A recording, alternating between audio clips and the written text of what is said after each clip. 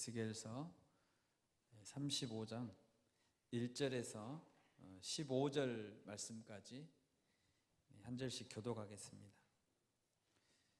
에스겔서 35장 1절에서 15절까지, 마지막 15절은 같이 읽겠습니다.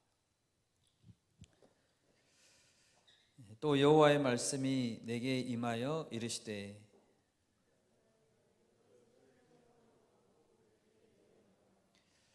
이르기를 주 여호와께서 이같이 말씀하시되, 세일사나 내가 너를 대적하여 내 손을 내 위에 펴서 내가 황무지와 공포의 대상이 되게 할지라.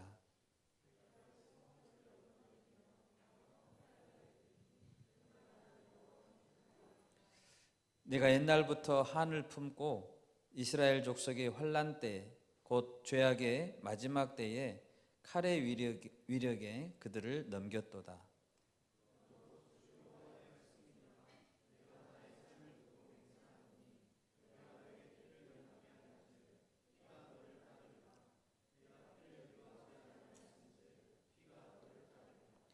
내가 세일산이 황무지와 폐허가 되게 하여 그 위에 왕래하는 자를 다 끊을지라.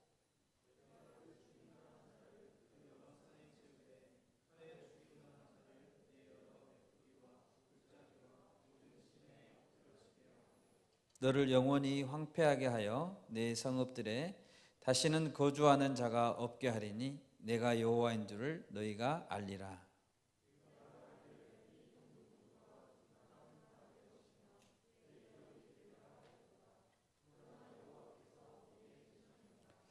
그러므로 주 여호와의 말씀이니라. 내가 나의 삶을 두고 맹세하노니 내가 그들을 미워하여 노하며 질투한 대로 내가 내게 행하여 너를 심판할 때에 그들이 나를 알게 하리라.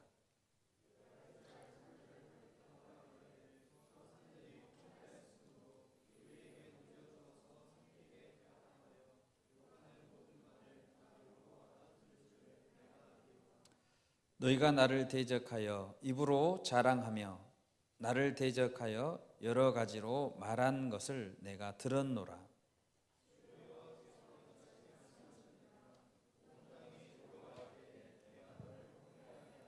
함께 읽습니다. 이스라엘 족속의 기업이 황폐함으로 내가 즐거워한 것 같이 내가 너를 황폐하게 하리라. 세일사나 너와 에돔 온 땅이 황폐하리니 내가 여호와인 줄을 무리가 알리라 하셨다 하라. 아멘. 드려진 헌금을 위해서 제가 잠깐 기도하겠습니다. 살아계신 하나님 아버지, 감사합니다. 거룩하신 하나님 앞에 도저히 나아올 수 없는 죄인인 저희들을 예수님의 십자가 보혈로 우리 죄를 덮어주시고 하나님의 자녀 삼아주셔서 예배하는 자로 불러주신 것을 감사합니다. 하나님, 이 시간 우리의 삶의 고백으로 작은 물질을 드립니다. 우리의 삶이 하나님께 주신 것이고 우리의 가진 물질과 시간과 달란트와 모든 것이 하나님께서 주신 것임을 고백하는 우리 매일의 삶이 되게 하여 주시옵소서. 드려진 이 물질이 쓰여지는 곳에 하나님이 주인 되심이 드러날 수 있도록 도와주시옵소서. 감사하고 예수님의 이름으로 기도합니다. 아멘.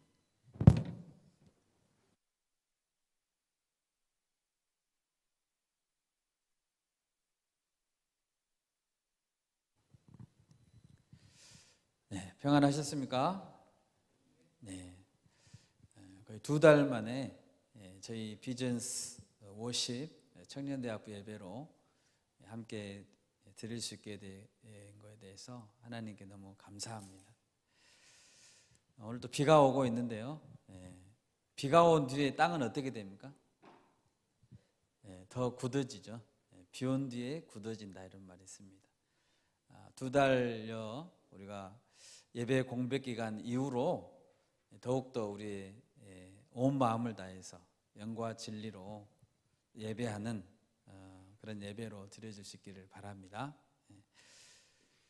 지난 2달 동안 저희 매일 성경 큐티 본문은 주로 이제 마가복음, 신약의 마가복음을 보았는데요. 이제 지난주부터 구약의 에스겔서로 이렇게 옮겨가서 보고 있습니다. 신약을 보다가 갑자기 구약으로 이렇게 가니까 약 시대는 600년 전 앞으로 갔거든요. 그래서 에스겔서를 우리가 보기 전에 잠깐 이스라엘 역사에 대해서 살펴보고자 합니다. 다윗과 솔로몬 왕이 이스라엘의 통일 왕국을 이루었었습니다. 그런데 그 자녀 때에 이스라엘 왕국은 북이스라엘 그리고 남유다로 이렇게 나뉘어지게 되었습니다. 그런데 북이스라엘 왕국은 강대국 아시리아에 먼저 멸망당했습니다. 그리고 남유다도 바벨론 제국에 의해서 멸망을 당했습니다. 주님이 오시기 전 605년, 주전 605년에 바벨론 제국이 1차로 남유다를 침략했을 때 그때 다니엘 선지자 아시죠? 다니엘 선지자와 많은 지도층 백성들이 바벨론으로 포로로 끌려갔습니다. 그리고 주전 597년에 두 번째로 바벨론이 유다를 침략했을 때 오늘 우리가 본 이 에스겔의 선지자 에스겔과 또 그 당시에 유다 왕이었던 여호야긴 왕 이런 사람들이 포로로 또 끌려갔습니다. 여러분 우리가 이렇게 간단히 유다 왕국이 멸망을 당했다 이렇게 말하기는 우리 쉽죠. 그런데 실제로 나라가 망하는 그 일을 맞닥뜨린 그 백성들의 심정은 어땠을까요? 정말로 처참하고 암담하고 또 죽지 못해 사는 그러한 고통, 또 슬픔, 절망의 시간들이었을 것입니다. 이 에스겔은 원래 제사장 가문에 태어난 사람이었습니다. 에스겔은. 그리고 이 에스겔의 배경인 때는 이 에스겔이 약 30살쯤 되었을 때 일어났던 일입니다. 그리고 포로로 에스겔이 잡혀간 이후로 약 12년이 지난 후에 남유다 왕국은 완전히 멸망하고 맙니다. 여러분 같은 지금 20대, 30대 그렇죠? 30대 이런 청년의 때에 한번 상상해 보세요. 우리나라가 폐허가 되고 모든 건물이 다 불에 타서 쓰러지고 먼 나라의 포로로 끌려가서 가족들과 친척들과 뿔뿔이 흩어졌다고 한번 상상을 해보십시오. 여러분 얼마나 처참합니까? 여러분 이스라엘 백성들이 왜 이렇게 망했을까요? 온 세상의 통치자시고 만왕의 왕, 전능하신 하나님이 택하신 백성이잖아요. 이스라엘 백성. 그런데 왜 이 유다 백성이, 이스라엘 백성이 망했을까요? 레위기 26장에 보면 하나님께서 출애굽 이후에 시내산이라는 산 앞에 이스라엘 백성을 모으고 말씀하셨습니다.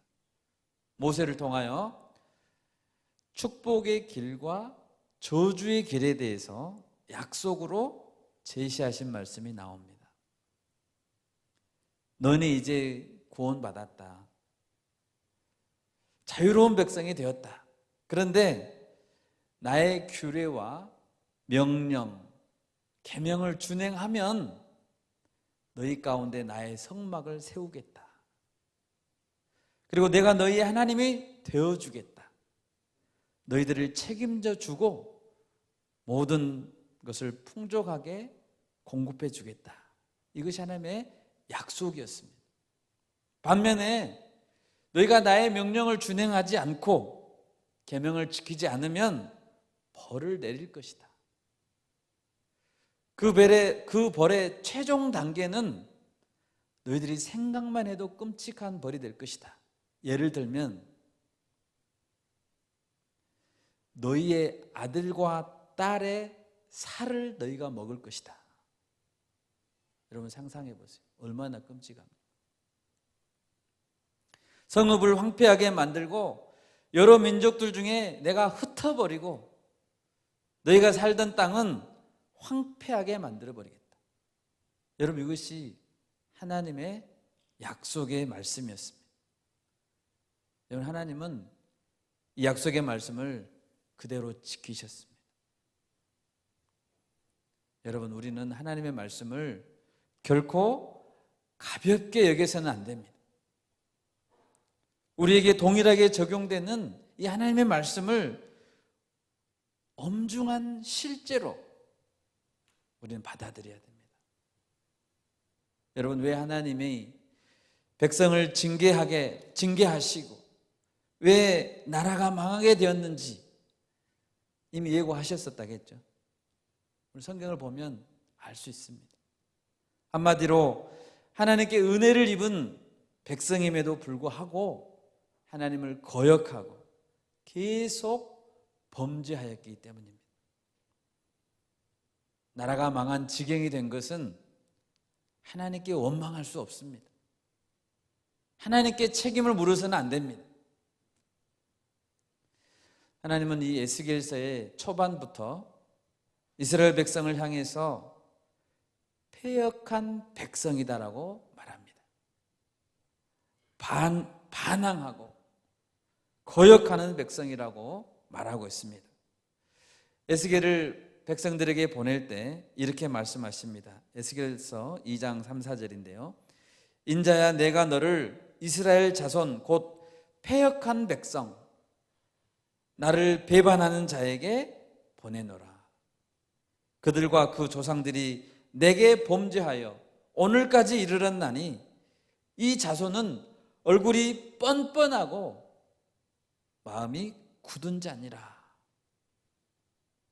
이스라엘 백성은 죄를 지어도 자백하지 않고 죄를 지어도 심지어 얼굴이 붉어지지도 않았습니다. 여러분 우리가 분명히 기억해야 될 것은 하나님은 자기 백성이라 할지라도 악을 행하고 회개하지 않을 때 징계하시고 깨닫게 하신다는 사실입니다. 믿으십니까? 아멘. 에스겔서 이제 1장부터 24장까지는 유다 백성에 대한 심판의 메시지를 담고 있습니다. 그런데 그 이후로는 하나님께서 회복의 메시지를 주십니다. 25장부터는 이스라엘을 괴롭혔던 이방 나라에 대한 심판, 그리고 33장 이후로는 회복을 직접적으로 언급하여 주십니다. 자기 백성을 회복하는 과정 가운데 그 대적을 심판하는 그 말씀이 오늘 우리가 읽은 본문 말씀입니다. 이 말씀을 통해서 하나님이 전하시는 회복의 메시지는 무엇인가? 잘 들으시고 음성을 새길 수 있기를 바랍니다. 1절과 2절을 한번 보겠습니다. 35장 에스겔서 35장 1절 2절입니다. 같이 한번 읽을까요? 네, 시작. 또 여호와의 말씀이 내게 임하여 이르시되 인자야 내 얼굴을 세일산으로 향하고 그에게 예언하여. 여기서 세일산이라는 이 지명은 에서의 자손, 여러분 에서 아시죠? 에서의 자손, 에돔 족속이라고 합니다. 에돔 족속, 그들이 살던 곳이었습니다. 그래서 세일산을 향해서 예언했다는 것은 에돔 족속을 향해서 심판을 예언했다라는 뜻입니다. 여러분 왜 에돔 족속을 향해서 심판을 하시려고 할까요? 오늘 본문 들어가기 전에 먼저 에돔 족속이 무엇이 문제였는가 먼저 한번 살펴보고자 합니다. 사실 에돔 족속에 대한 심판은 에스겔서 25장에서도 예언되어 있지만 그때는 내 원수를 에돔에게 갚겠다 이렇게만 간단히 되어 있습니다. 오늘 본문에서는 이제 구체적으로 어떻게 에돔이 잘못했는지 말씀하십니다. 5절 한번 같이 읽어볼까요? 5절 말씀 시작. 내가 옛날부터 한을 품고 이스라엘 족속의 환난 때 곧 죄악의 마지막 때에 칼의 위력에 그들을 넘겼도다. 에돔 족속이 언제부터 한을 품었다고 되어 있습니까? 옛날부터. 말씀에 써져 있죠? 옛날부터. 어떤 한을 품었을까요? 에돔 족속은. 여러분, 아브라함은 이삭을 낳고 이삭은 쌍둥이를 낳았습니다. 그렇죠? 이삭이 낳은 쌍둥이 이름이 바로 에서와 야곱입니다. 에서와 야곱. 근데 에서의 후손이 에돔 민족이고 야곱의 후손이 이스라엘 민족입니다. 그렇죠? 잘 생각해 보세요. 그러면 이 두 민족은 한 아버지를 둔 형제 나라입니다. 형제 나라. 그런데 동생 야곱이 형 에서에게서 장자로서의 축복을 빼앗았습니다. 에서가 조금 더 먼저 나서 장자였거든요. 장자권을 속임수로 빼앗고 또 장자의 축복을 가로챘다고 이 에서의 후손들은 야곱의 후손 이스라엘 백성을 미워하기 시작했습니다. 사실 속임수라고 했지만 근본적으로 이 문제는 하나님의 섭리였죠. 그리고 에서에게 큰 문제가 있었습니다. 에서가 몹시 배가 고팠을 때 야곱이 맛있는 팥죽을 끓여놓고 이렇게 장자권을 팔아라 이렇게 합니다. 여러분 그게 판다고 팔려집니까? 형이 아우가 됩니까? 그런데 영적으로는 형이 아우가 될 수 있다는, 이렇게 말했을 때 에서가 너무 배가 고팠나 봐요. 그래서 이렇게 말합니다. 내가 죽게 되었는데 이 장자의 명분이 내게 무엇이 유익하리요? 이렇게 말합니다. 내가 죽게 되었으니 이 장자의 명분이 무엇이 유익하리요? 현대인의 성경은 이렇게 번역합니다. 내가 죽게 되었는데 이 장자권이 무슨 소용이 있겠느냐라고 말했다고 합니다. 여러분, 장자로서의 명분이 뭔가 세상에 유익을 얻기 위해서 받은 것입니까? 아닙니다. 에서가 그때 팥죽 한 그릇을 못 먹으면 당장 굶어 죽었을까요? 아닙니다. 그러나 그런 장자권을 내가 다시 달라고 주장하지 않겠다라고 동생 앞에서 맹세하고 빵과 죽 한 그릇을 받아 먹고 갔습니다. 이 행동에 대해서 히브리서 12장에서는 이렇게 말합니다. 음행하는 자와 혹 한 그릇 음식을 위하여 장자의 명분을 판 에서와 같이 망령된 자가 없도록 살피라. 에서가 어떤 자라고요? 망령된 자라. 하나님은 에서를 장자의 명분을 팔아버린 자로, 망령된 자, 말과 행동을 함부로 하고 영적 가치를 가볍게 소홀히 여기는 자라고 하나님은 평가했습니다. 여러분, 우리는 하나님이 주신 축복, 하나님이 주신 섬김의 기회, 영적인 복을 절대로 가볍게 여기지 말아야 합니다. 아멘입니까? 아멘. 장자의 명분은 당장에 배가 고플 때 밥 한 그릇을 줄 수는 없을지 몰라도 무한한 영적인 복이 있음을 믿으시기를 바랍니다. 아멘. 아멘. 네. 마스크 써도 아멘 크게 하세요. 네. 하나님은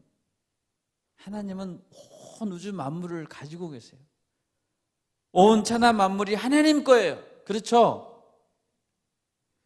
그런데 하나님 아버지께서 우리를 자녀로 삼으신 다음에 우리를 굶겨 죽이겠습니까?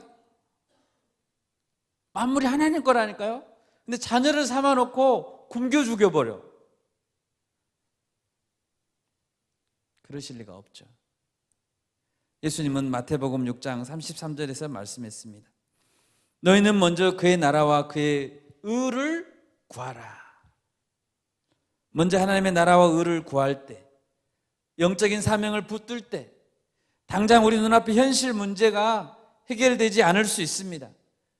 그러나 예수님은 이어서 말씀하셨죠. 이 모든 것을 너희에게 더하시리라. 이 말은 현실 문제도 책임져 주시겠다는 거예요. 자, 믿으십니까? 아멘.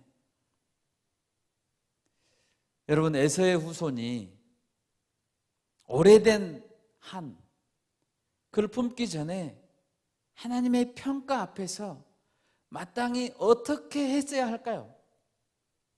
우리가 에서의 후손이라면 어떻게 했어야 할까요? 에서는 아브라함의 손자다니까요. 믿음의 조상 아브라함의 손자예요. 에서가 이삭의 아들이에요. 에돔 족속도 믿음의 조상의 자녀들이에요.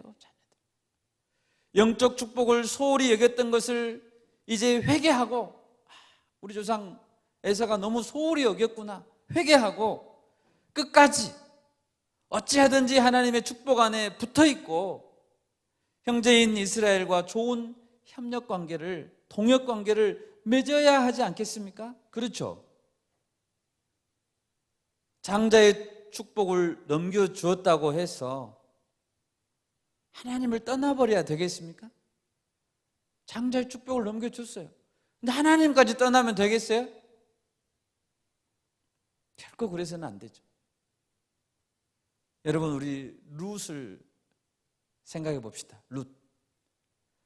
룻은 이방 족속 모압이라는 이방 족속의 여인이었습니다. 룻은 남편이 일찍 죽어버렸습니다. 그래도 시어머니 나오미가 섬기는 하나님께 내가 붙어 있어야 되겠다라고 작정했습니다. 내가 죽어도 시어머니 무덤 옆에 묻혀야 되겠다라고 결단했습니다. 여러분, 그랬을 때 하나님도 그 모압 여인 룻을 귀하게 보시고 아브라함의 혈통과 피 한 방울도 섞이지 않은 이방 여인임에도 불구하고 예수님의 족보에 오르는 놀라운 축복을 주셨습니다. 여러분, 이방 여인도 복을 받았는데 하물며 에돔 족속은 얼마나 더 확실한 복을 받을 수 있겠습니까? 그런데 축복에 대한 마음, 주님 축복받고 싶어요, 이런 마음 대신에 원한을 품었다는 거예요. 한을 품었다는 거예요. 미움과 시기심을 품었다는 거예요. 5절 하반절에 보듯이 이스라엘 족속의 환난 때에, 곧 죄악의 마지막 때에 칼의 위력에 그들을 넘겨버렸다. 유다 왕국이 바벨론에게 멸망을 당할 때 바벨론 편을 들어버린 거예요. 형제 나라다니까요. 근데 바벨론 편을 들어버려요. 미워해가지고. 그리고 이스라엘을 같이 침략했다는 거예요. 여러분, 하나님을 미워하는 것, 하나님의 백성을 미워하는 것과 똑같습니다. 하나님의 백성을 미워하는 것은 곧 하나님을 미워하는 것과 똑같아요. 여러분, 하나님의 섭리와 인도하심은 개별적인 거예요. 개별적인 거. 혹시 옆 사람이 조금 더 복을 더 받는 것 같고, 또 다른 사람이 좀 더 나보다 형통한 것 같고, 뭐 해도 다 잘 되는 것 같고, 심지어 불신자들이 막 더 잘 되는 것 같고, 이럴 때 어떤 마음이 드십니까? 그러나 그것은 하나님과 그들과의 관계입니다. 하나님과 그 당사자와의 관계. 남의 형통을 우리는 부러워하지 말고 내 앞에 놓여진 사명의 길을 가야 될 줄 믿습니다. 아멘. 축복에 대한 영적 소원을 붙들어야 돼요. 우리에게 문제가 뭔지 아십니까? 소원이 없다는 거예요. 소원이. 희망이 없어요. 하나님께 쓰임받고자 하는 영적 소원이 없습니다. 내가 해야 될 것은 내가 져야 할 십자가를 내가 지고 나를 부인하고 예수님을 따르는 것입니다. 이런 영적 가치관이 우리에게 분명하게 회복될 수 있기를 바랍니다. 아멘. 두 번째로 이제 오늘 본문에서 하나님은 대적들을 심판하심으로 자신이 어떤 분인가를 분명하게 보여주시고자 하십니다. 바벨론 제국의 포로로 끌려간 백성들이 눈앞에 놓여진 현실을 볼 때 절망했습니다. 그렇죠. 자기들은 포로 백성이고 하나님은 자기들을 떠나버린 것 같고 더 이상 나를 사랑하지 않은 것만 같았습니다. 그런데 오늘 하나님께서 보여주시고자 하시는 하나님의 모습은 어떤 것입니까? 우리 6절 말씀을 같이 한번 읽겠습니다. 6절 시작. 그러므로 주 여호와의 말씀이니라. 내가 나의 삶을 두고 맹세하노니 내가 너에게 피를 만나게 한즉 피가 너를 따르리라. 내가 피를 미워하지 아니하였은즉 피가 너를 따르리라.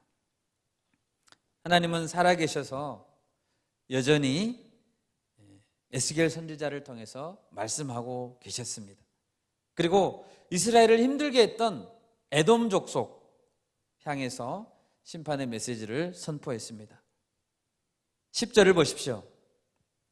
에돔 족속은 이렇게 오만했습니다. 이스라엘 백성들이 멸망했기 때문에 두 민족, 두 땅은 다 내 것이 될 거야. 내 기업이 될 거야. 그러나 이때 뭐라고 말씀하고 있습니까? 여호와께서 계셨다. 그 말씀을 다 듣고 계셨어요. 또 12절에서 보듯이 에돔 족속이 이스라엘을 우습게 보며 욕할 때에도 여호와께서 모든 말을 다 듣고 있었다라고 기록합니다. 여러분, 에서가 야곱에게 장자권을 빼앗긴 이후로 바벨론이 유다를 멸망시킬 때까지 기간은 약 1000년이 흘렀습니다. 에서가 장자권을 빼앗길 때부터 시작해서 남유다가 망할 때까지 기간이 약 1000년이 흘렀어요. 그러니까 에돔 족속의 한은 무슨 한이에요? 1000년의 한이에요. 1000년의 한. 무섭죠. 그런데 그 1000년의 한을 품고 있는 그 민족들을 1000년간 지켜보고 있는 분이 계셨어요. 누구예요? 하나님이셔요. 하나님이 지켜보고 있어요. 한 나라와 민족을 심판하고 개개인을 심판하실 심판자 하나님은 영원히 우리를 지켜보고 계십니다. 우리 11절을 같이 한번 읽겠습니다. 11절 시작. 그러므로 주 여호와의 말씀이니라. 내가 나의 삶을 두고 맹세하노니 내가 그들을 미워하여 노하며 질투한 대로 내가 내게 행하여 너를 심판할 때에 그들이 나를 알게 하리라. 아멘. 오늘 본문을 보면 내가 나를 여호와인 줄 알리라. 내가 나를 여호와인 줄 알리라. 이 표현이 몇 번 나오는지 아세요? 15절 안에 5번 나옵니다.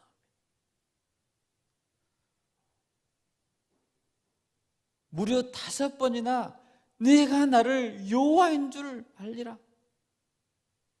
또한 내가 나의 삶을 두고 맹세하겠다라고 말하는 표현, 내 이름을 걸고 맹세하겠다라고 말하는 표현이 2번이나 나옵니다.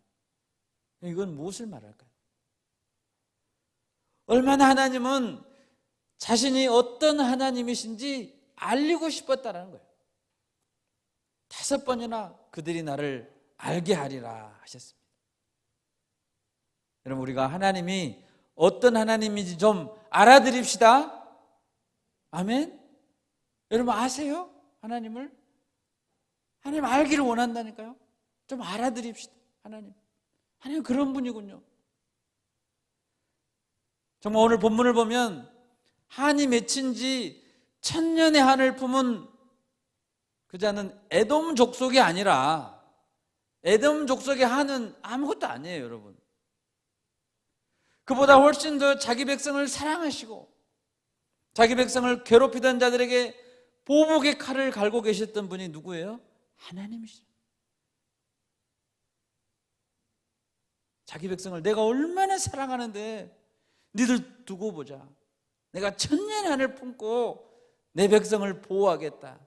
여러분, 이 하나님의 애절한 사랑이 느껴지십니까?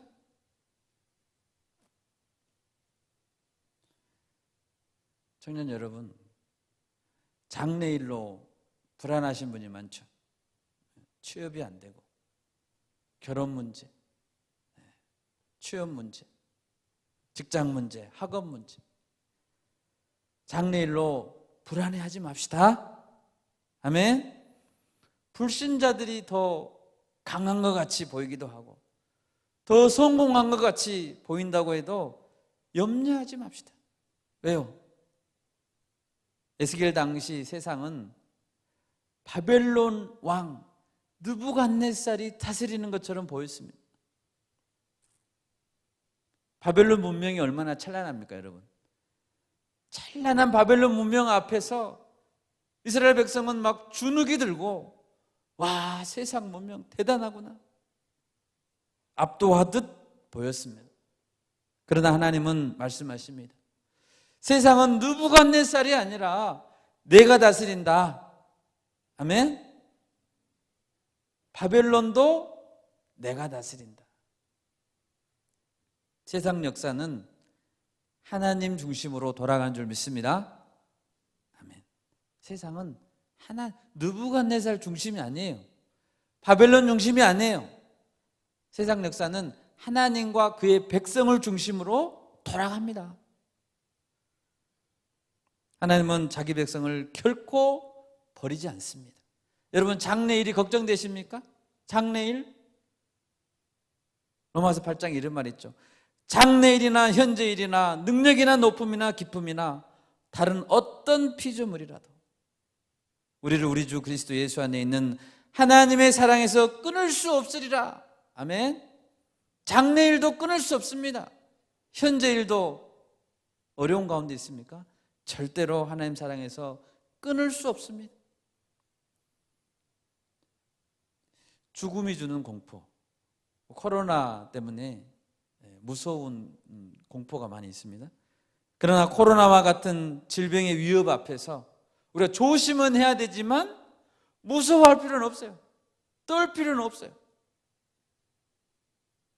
요즘 보면, 매스컴을 보면 세상 권력이 교회의 문을 닫을 수 있는 것처럼 보이기도 합니다. 그렇죠? 세상 권력이 났으면 야, 너 예배하지 마. 그러면 닫아버릴 수 있을 것 같아.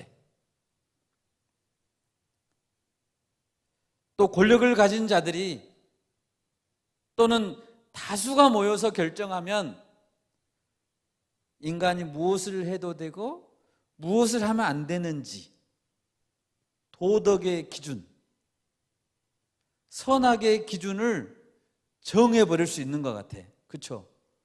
모여서 막 법을 만들고 다수가 결정하면 지금까지는 죄였던 것이 죄가 안 돼버려요. 뭐 그런 사례 있죠?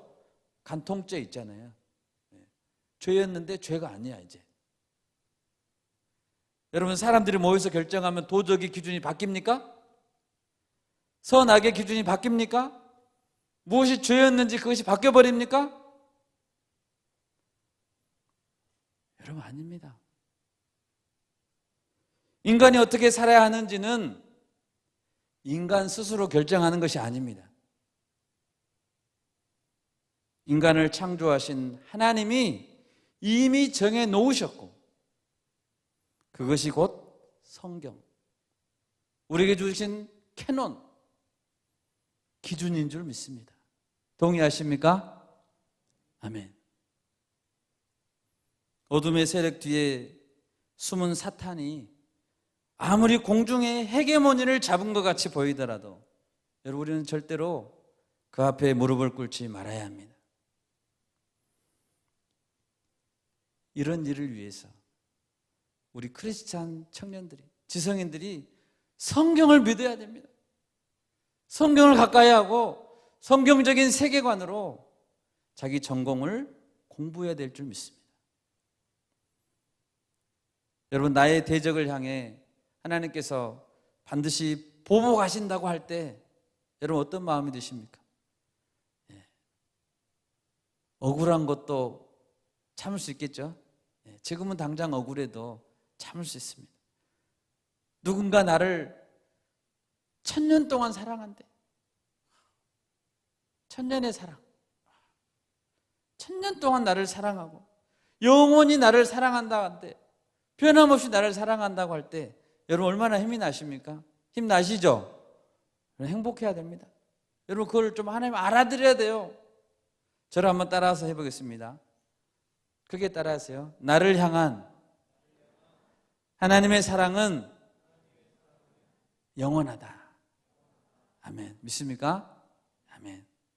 그런 분이 힘이 없는 하나님이 아니고, 나를 영원히 사랑해도 힘이 없으면 내가 힘들잖아요. 나를 영원히 사랑하는데 전능하신 하나님이래요.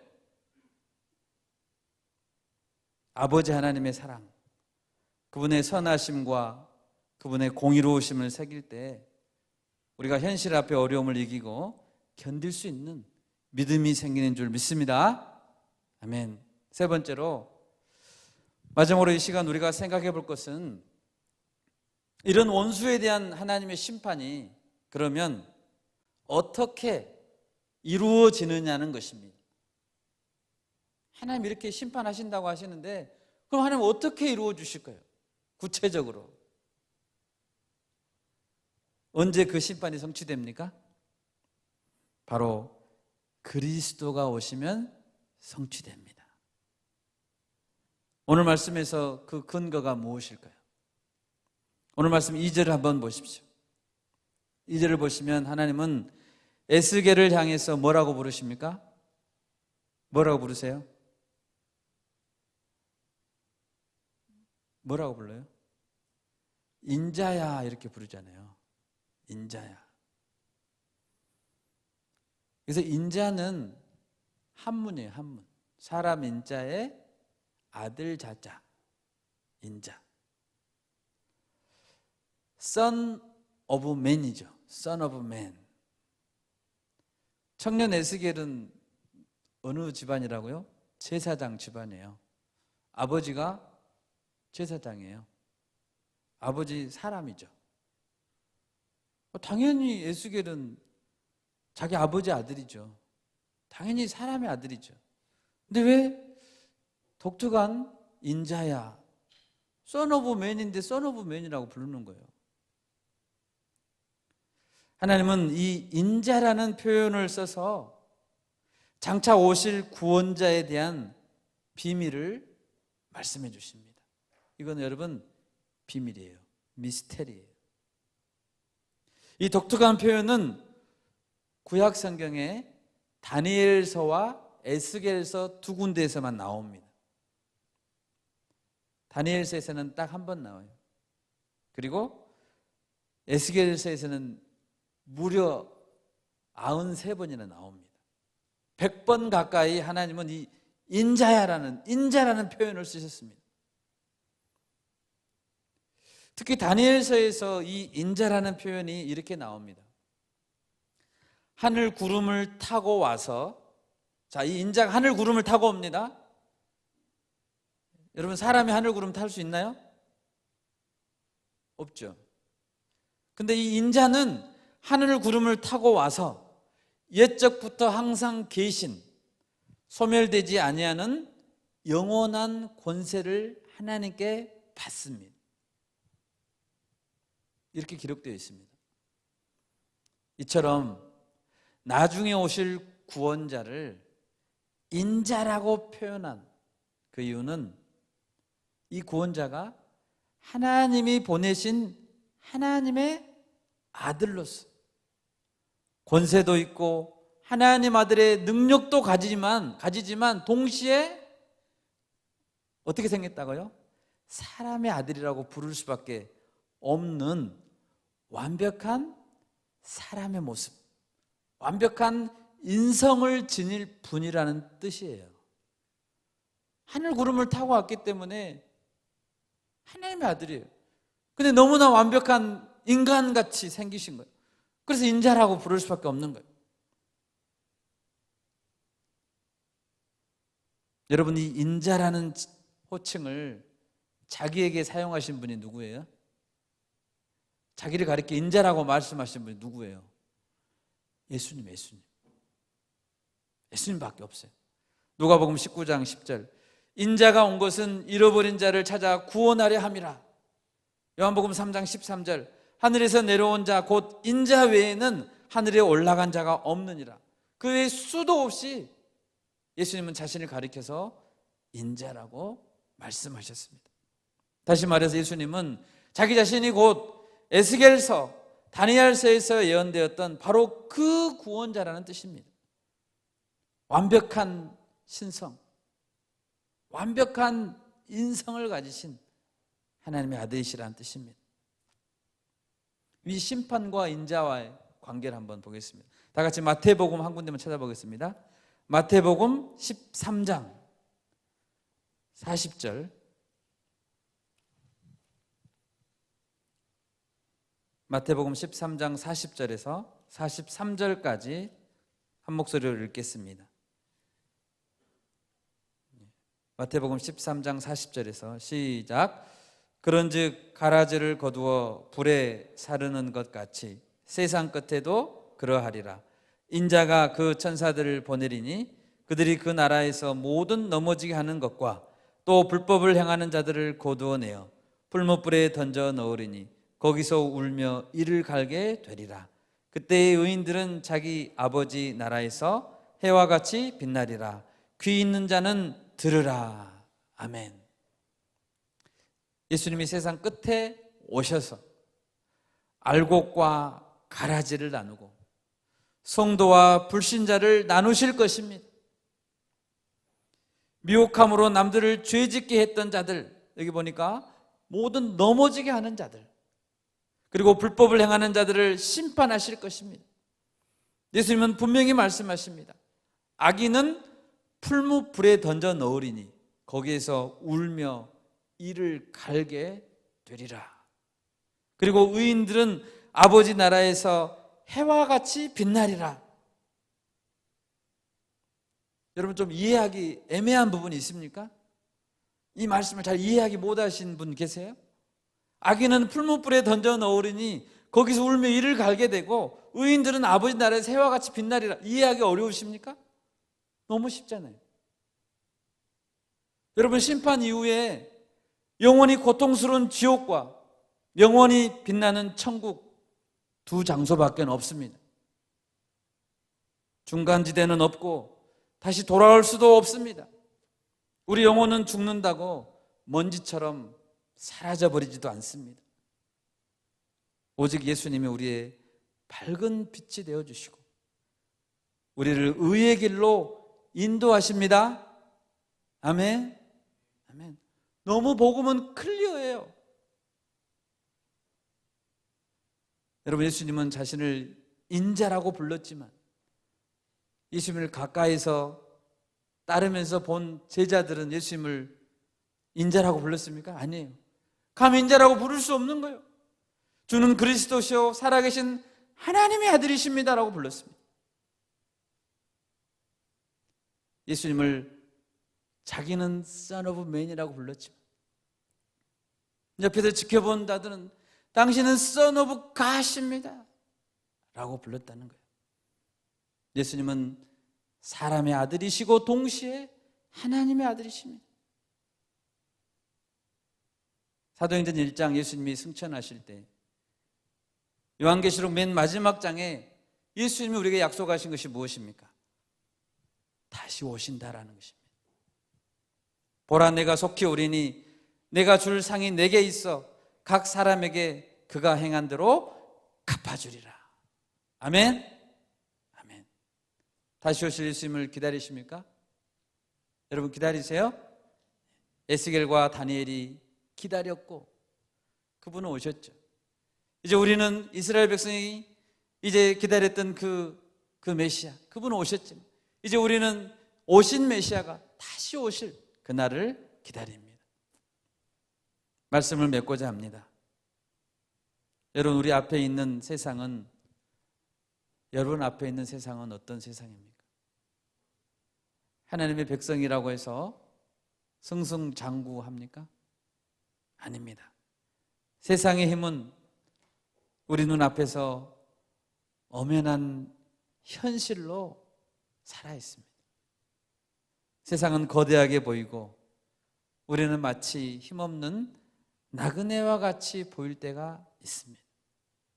그러나 여러분, 세상과 예수님 사이에 누가 더 강합니까? 이 시간 우리가 따라야 할 왕은 바로 예수님이시고, 아멘. 우리가 소중하게 붙들어야 할 것은 영적 가치관인 줄 믿습니다. 자녀들아, 너희는 하나님께 속하였고 또 그들을 이기었나니 이는 너희 안에 계신 이가 세상에 있는 자보다 크심이라. 아멘. 이 시간 세상 끝나는 날 다시 오실 왕 예수님을 우리 두 눈이 보게 될 줄 믿습니다. 공의를 그때 세우시고 원수를 보복하실 예수님을 기대합니다. 아멘.